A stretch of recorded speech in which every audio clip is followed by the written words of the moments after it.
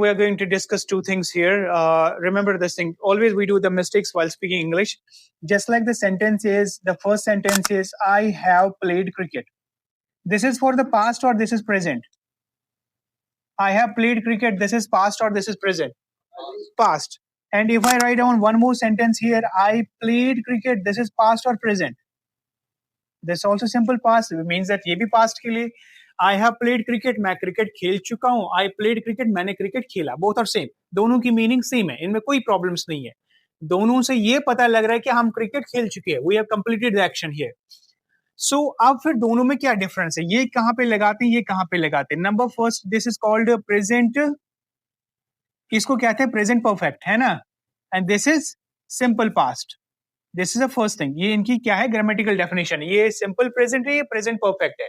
This is number one. Number second is, जहां पे भी हम प्रेजेंट परफेक्ट को यूज करेंगे, इसके साथ हम टाइम, डे और डेट मेंशन नहीं कर सकते. That is incorrect. अगर मैंने यहां पे लिखा I have played cricket yesterday, तो ये सेंटेंस हो गए यहीं पे इनकरेक्ट. अगर हमें समय दिखाना बहुत जरूरी है कि ये काम हमने कब किया है, तो वहां पे हमें केवल और केवल सिंपल पास्ट लिखना पड़ेगा. जैसे कि I played cricket yesterday. Now this sentence is correct. पहले हमने क्या किया था? दोनों सेंटेंस लिखे थे. आई हैव प्लेड क्रिकेट यहां तक, तो ये सेंटेंस भी सही था. आई प्लेड क्रिकेट यहां तक, ये सेंटेंस भी सही था. बट जब मैंने इसके साथ ये जोड़ा यस्टरडे, तो ये सेंटेंस इनकरेक्ट हो गया. जब हमने इसके साथ यस्टरडे जोड़ा या नहीं जोड़ा, तब भी ये करेक्ट था. दोनों की मीनिंग सेम हो रही थी. बट यहाँ पे ये मेंशन करना चाहते हैं, अगर हमें समय दिखाना जरूरी होता है किसी काम का, ये काम कब हुआ है, तो वहां पे हमें सिंपल पास्ट लेना ही पड़ेगा. This is the first difference. यहाँ तक क्लियर होगी अब आपको? I hope. अब देखो, ये जो सिंपल पास्ट प्रेजेंट परफेक्ट है, अब हम इसको कहाँ पे यूज करेंगे?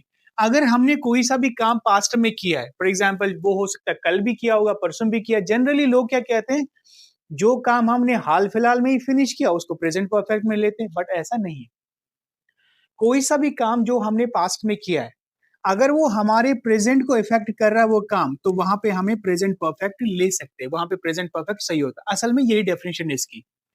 और अगर हमें कोई पास्ट के घटनाओं के बारे में बताना हो, किसी चीज के बारे में बात करना होगा, तो वो सिंपल पास्ट में जाएगी. जैसे कि मैंने कहा, अरे यार यस्टरडे या last year I went to Manali, then I went to Srinagar, then I went to Jammu, then I went to Himachal, then I went to Delhi, then I went to Mumbai. तो मैं पास्ट घटनाओं के बारे में बात कर रहा हूं, तो वहां पे मैंने सिंपल पास्ट का यूज करना है. वन आफ्टर अनदर, एक के बाद दूसरी. बट अगर कोई घटना होगी पास्ट की, वो अगर हमारी प्रेजेंट को इफेक्ट कर रहा होगा, तो वहां पे हम लोग प्रेजेंट परफेक्ट का यूज करते हैं without using time, day and date.